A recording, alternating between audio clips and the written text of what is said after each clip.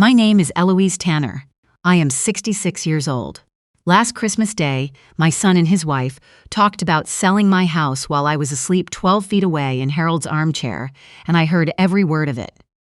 I had eaten too much, the way I do every holiday and never correct, and I had taken my coffee to the living room at 1:45 and closed my eyes for what I told myself would be 5 minutes. It was more like 12. What pulled me back was not noise. The television was going.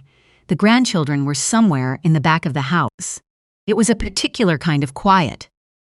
My daughter-in-law has a specific quiet when she is working out something important, and I have known that quiet for 16 years. I did not open my eyes. She was just around the corner of the kitchen, where the hallway turns toward the pantry. Her voice was low and careful.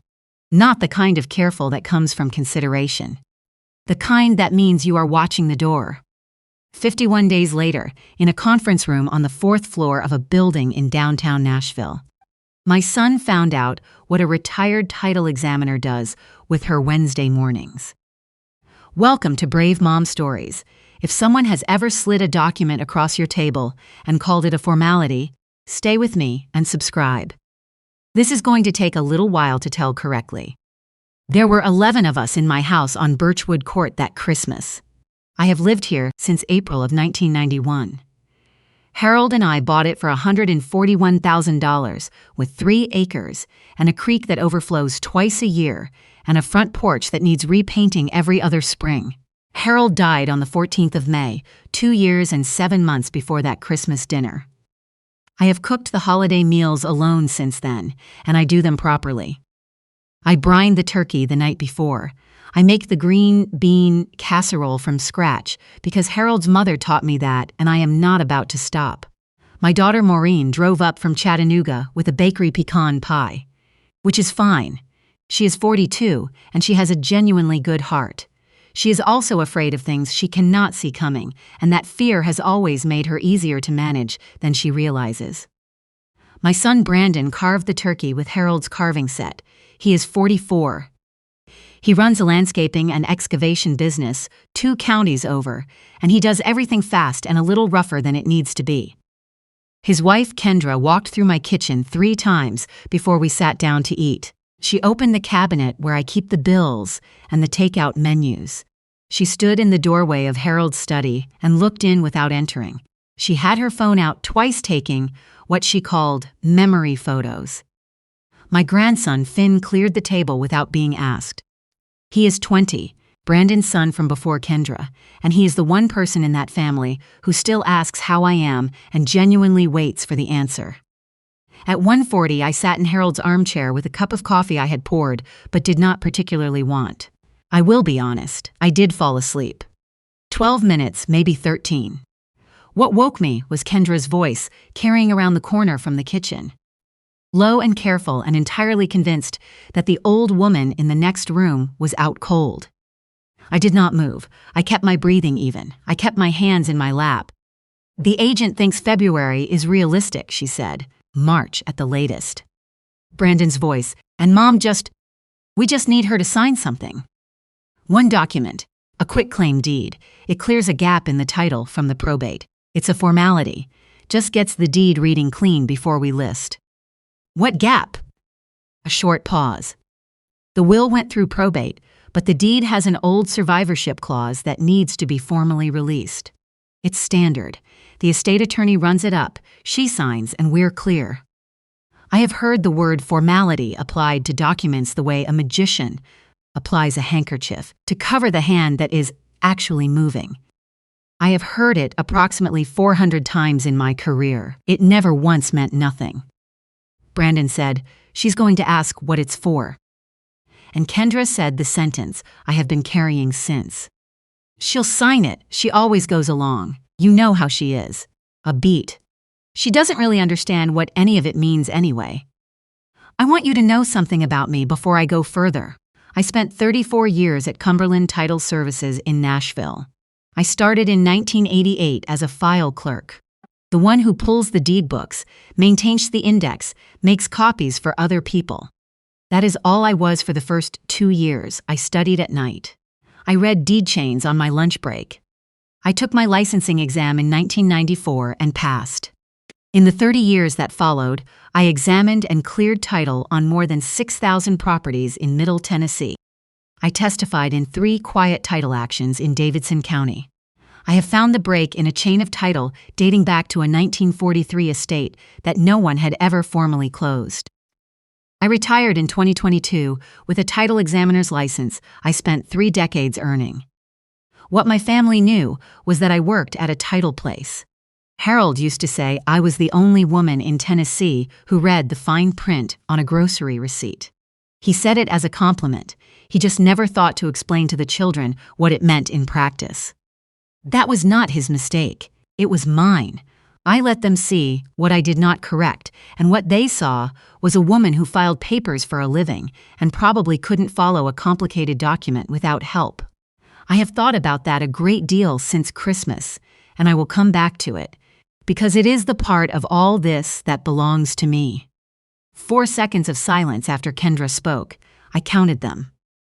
Then Brandon asked about the Brentwood place, whether the independent living wing really had space in the spring. Kendra said it did, that it was a good community, well-reviewed, close enough for visits.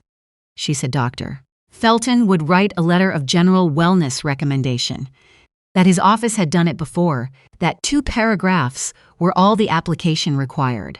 She said, "My fall in the garage last February was already documented in my chart." That is true. I stepped around the recycling bins on a February morning, and my elbow caught the shelf, and I bruised it. I did not go to the doctor. I did not tell anyone for 3 days, because I did not want the conversation I was now hearing from 12 feet away. There it was, anyway. From deeper in the house, Finn's voice came in too loud and too clear, the way a person speaks when they want to make sure a room shifts. "Grandma still resting?" Nobody answered him. I heard the refrigerator open. Kendra dropped her voice another register and said something about a buyer, a real estate agent named Trent, already had lined up. She came around the corner at 3:10 and leaned over the arm of the chair. "Mom, you want a blanket?" I did not answer. I let my mouth stay open slightly, the way it does when I am asleep. She took a photograph of me. I heard the shutter. She did not delete it. I opened my eyes at 3:45 and asked Finn to pass me the rest of the sweet potatoes. He brought them without a word. He looked at me with the careful look of someone who knows something is wrong and has decided the best thing they can do in this moment is simply pass the dish. I ate at my own table. I told Kendra the turkey had come out a little dry this year, which was true. I did not ask one single question. They left at 6:15. Brandon hugged me from the side, the quick kind where your shoulders touch but nothing else. I stood in the doorway and watched their taillights disappear at the end of Brentwood Court. Then I went inside and sat at the kitchen table under the overhead light and wrote on the back of an envelope. Deck 25 Kitchen, B&K Quitclaim, formality Brentwood Spring, Dr. Felton letter, Agent Trent, Feb listing. Not a diary, a record. I have been keeping field records since 1989, the year I first had to testify about what I observed versus what I assumed. I went to bed at 9 o'clock. I slept fine. In the morning, I called Patrice Weld. Patrice is 53, and she has practiced real property law in Davidson County for 22 years, and she is the most careful reader of legal documents I have known personally, which is a meaningful statement given the company I kept professionally. I had worked with her through the title business before she knew me as anything except a title examiner. She had handled Harold's estate closing. I told her what I had heard. She asked 2 questions. Then she said, "Do you still have the recorded instruments from 2019 and 2022? I have both of them. Here is what you need to know about the shape of the land, so to speak, because everything that happened on paper. Harold's will was properly drafted in 2017 and properly probated after his death. It is a simple document, everything to me, outright. No trusts, no conditions, no split distributions. Simple wills hold up precisely because they have no room for interpretation. Probate closed in January of 2023 with a court order. The deed was reissued in my name alone and recorded at Book 4412, page 118 of the Davidson County Register of Deeds. The title to this property is clear. There is no gap. What Kendra had done was pull only the original 1991 warranty deed.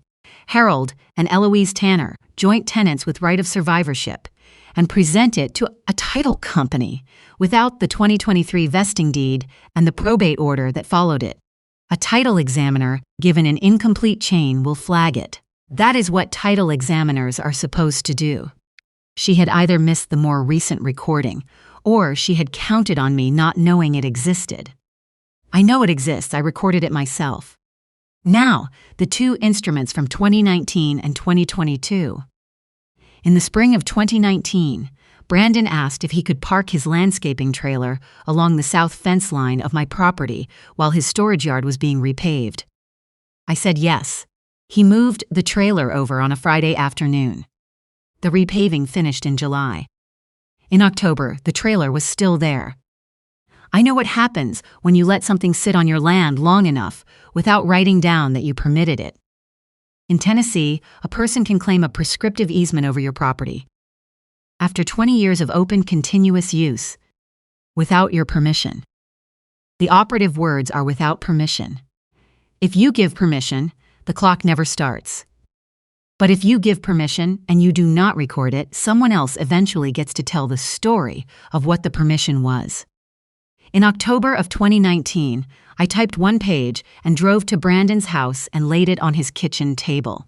It said that he had my personal, revocable permission to park his landscaping equipment along the south fence line of 14 Brentwood Court. It said the permission created no property right or interest in the land. It said I could withdraw it by written notice at any time. He picked it up, read about 2 lines, looked at me and said, "Mom, it's a trailer." I handed him the pen. He signed it in the time it takes to write your name when you are certain. Something is nothing. Kendra came in from the other room and read the full page without being asked. She signed it too, and she did not say anything, and she folded her hands on the table in a way I recognized immediately. It is the way I fold my hands when I have just understood something and have not yet decided what to do with that understanding. I drove to the county recorder's office the following Monday and filed that page. Instrument number 201910140104773. $11 in recording fees. In April of 2022, I recorded a second notice, a unilateral statement of permissive use, my signature only, reaffirming that any and all use of the south fence line was by my permission and not as of right. Instrument 222041100892214. $14. Both instruments are sitting in the Davidson County Public Record. They have been there since 2019 and 2022. Anyone who walks through that office door can read them. I did not tell Brandon. I thought I was protecting the peace of the family. What I was actually doing was letting a wrong thing sit quietly and calling the quiet generosity. My son did not experience it as generosity. He experienced it as agreement. That was my error, not his, and I want to be clear about that. But the documents were real, and they were recorded. And they were waiting whether I spoke about them or not.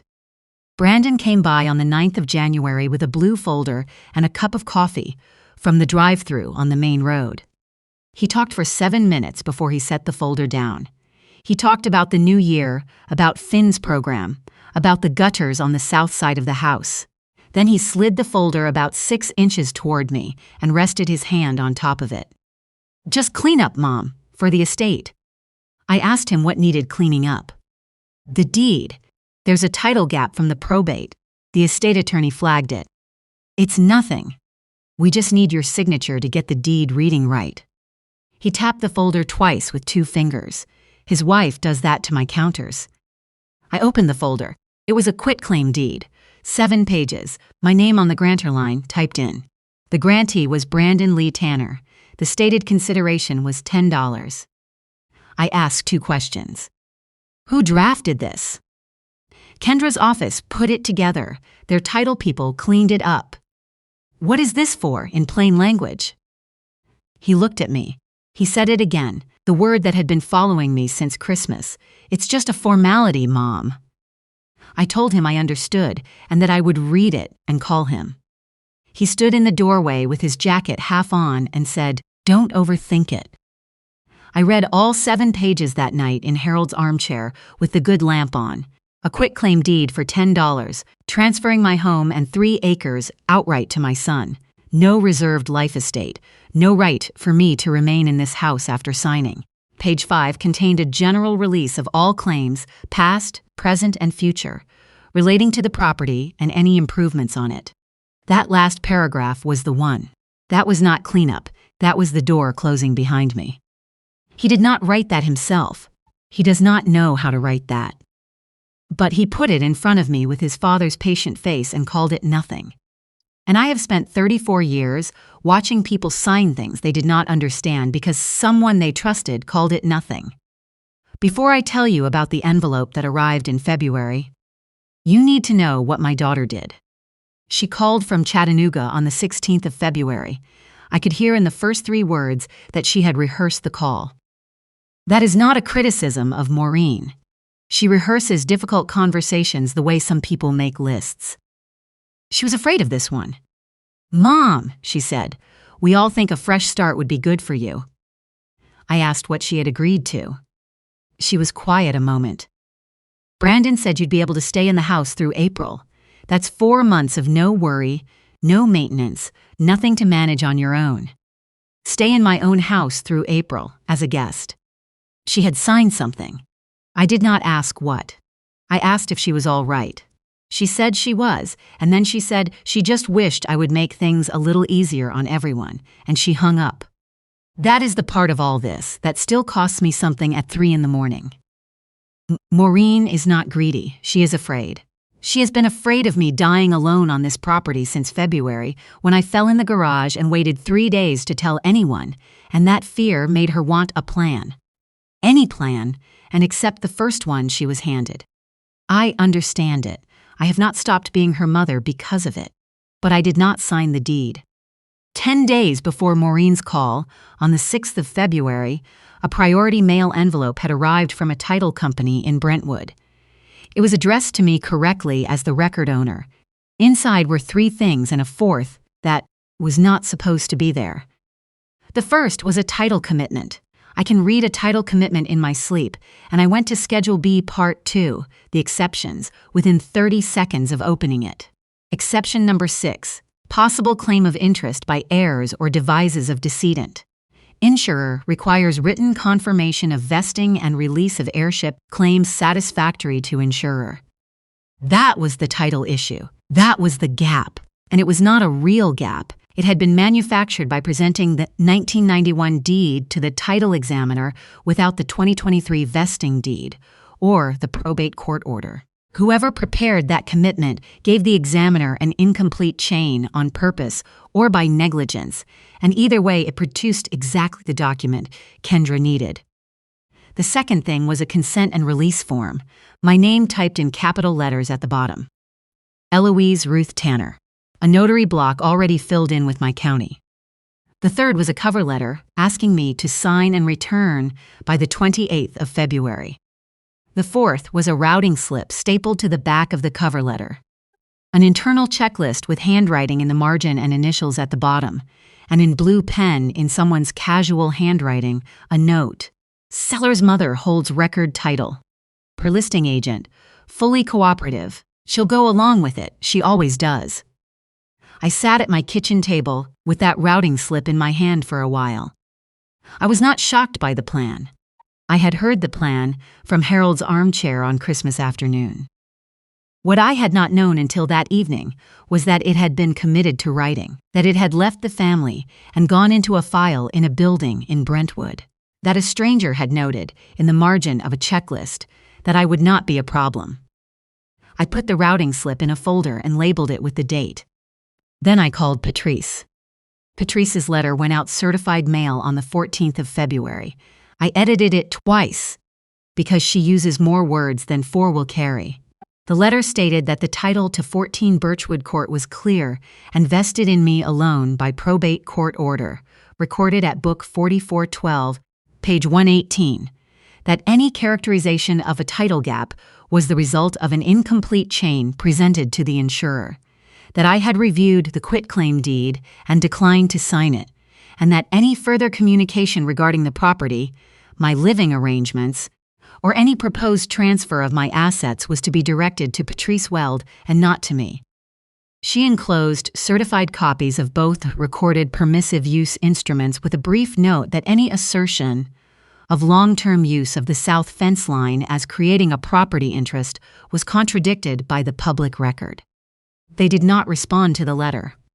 They scheduled a meeting instead. On the 28th of February, the day the title company's cover letter had specified for my signature, I received a text from Brandon saying he had arranged for everyone to sit down at the real estate office on Church Street and that it would help to have me there to answer a few questions. He said the buyer was a good family. He said the price was fair. He said this was the right time. I texted back that I would be there. I did not mention Patrice. There were 7 people in that conference room on the 4th floor on Wednesday, the 5th of March. Brandon and Kendra. The listing agent Trent, who was polished and immediately uncomfortable the moment Patrice and I walked through the door together. The buyer's representative, a woman from the title company there to witness signatures. And me, and Patrice, and a folder with 7 certified copies inside it. Trent opened the meeting. He talked about the market, the timeline, the price, the practiced language of someone who believes the hard part is already settled. Kendra had a copy of the quitclaim deed on the table in front of her, with a pen laid across it. When Trent finished, I asked if I could present a few documents first. He looked at Brandon. Brandon looked at Kendra. "What kind of documents?" she said. "The public kind," I told her, "the recorded kind." Patrice slid the folder across the table, and I walked through each instrument in sequence. Not quickly, not slowly. Just in order, the way I have walked through title evidence in front of a judge 3 times. The 1991 warranty deed, Harold and Eloise Tanner, joint tenants. The January 2023 probate court order vesting title in me alone. The 2023 vesting deed at Book 4412, page 118, clear, no gap, no heirship interest unresolved.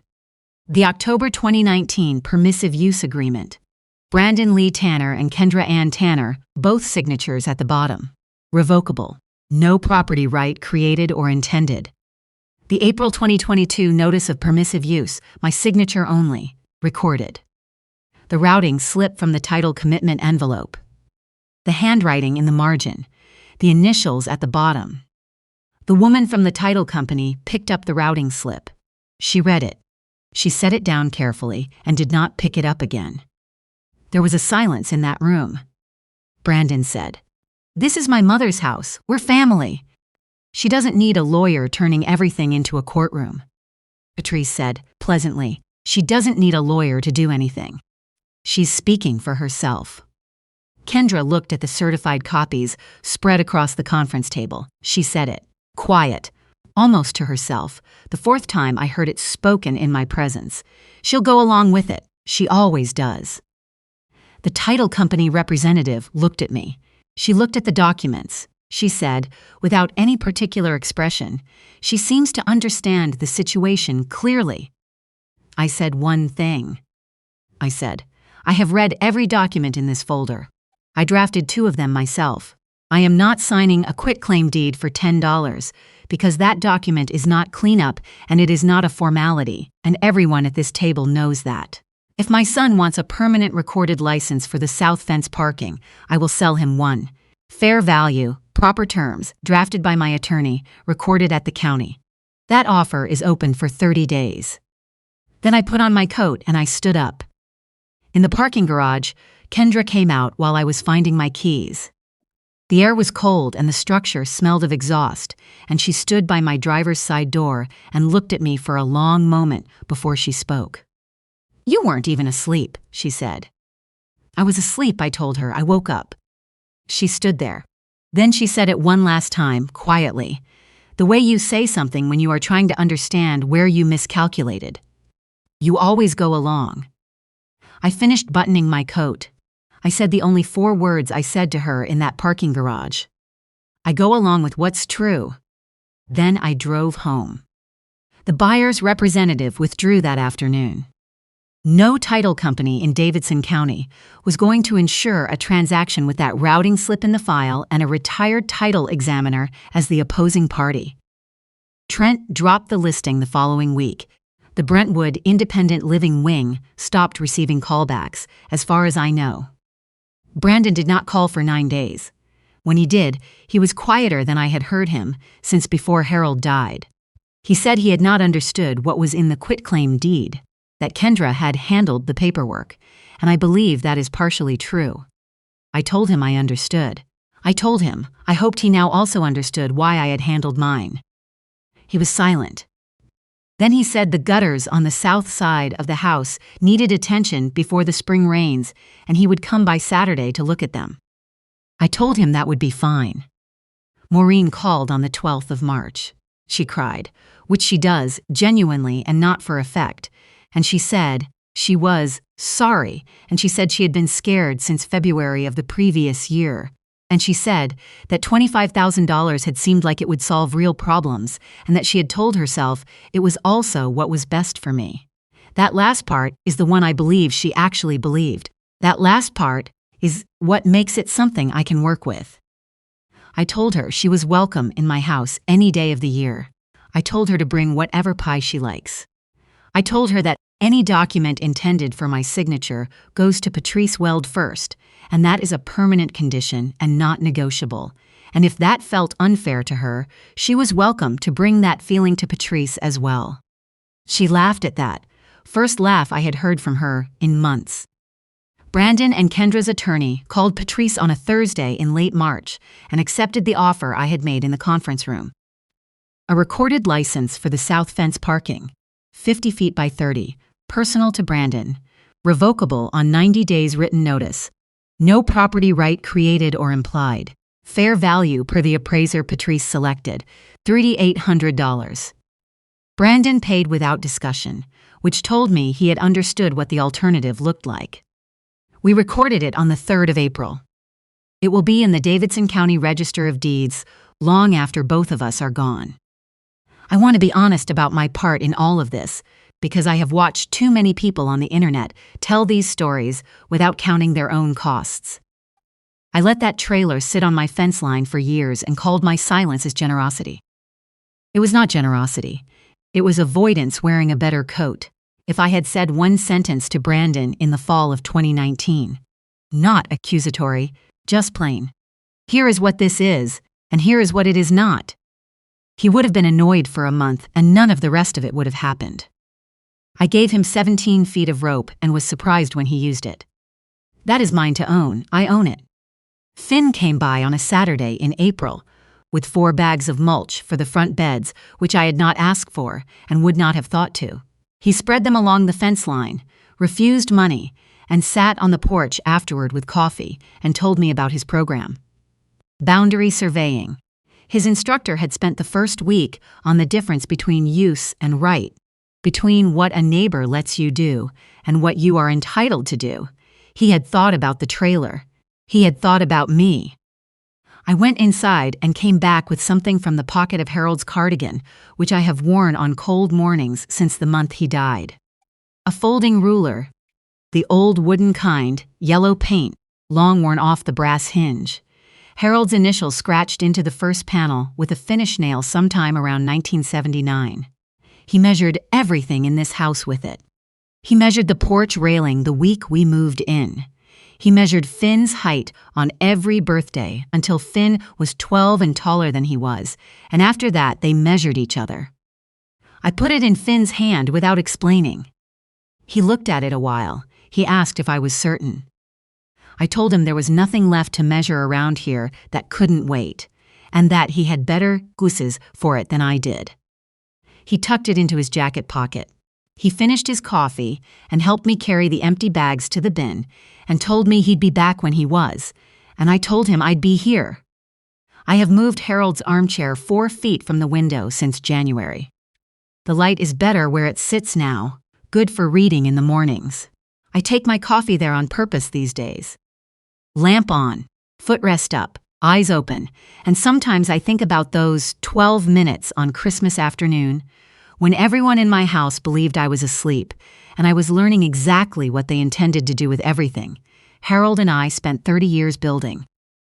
I do not regret those 12 minutes.